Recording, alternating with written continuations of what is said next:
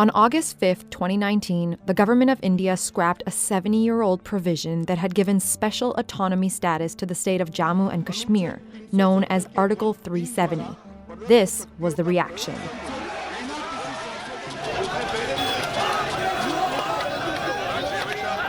Kashmir has long been a point of contention between India and Pakistan. The state is divided between both countries, but both claim the region in its entirety.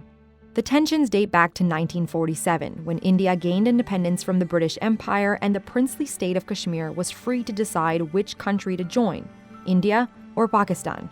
The ruler of Kashmir, Hindu Maharaja Hari Singh, initially opted to remain independent. But that didn't last very long. Following a Pakistani military invasion, he signed Kashmir over to India in return for military assistance, so long as the new state would retain its autonomy within the subcontinent, at least until a final decision was made about its rule.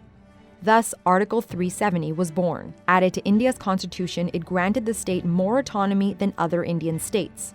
A separate constitution, a state flag, autonomy over the internal administration of the state, meaning the state has the right to its own decision-making process for all matters except defense, communications, and foreign affairs.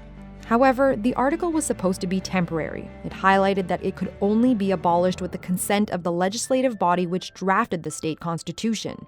Problem is, that body dissolved itself in 1957, and Article 370 became a permanent part of the constitution.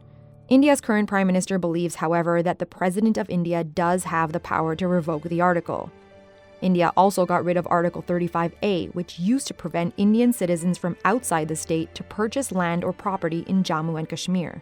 Now they can.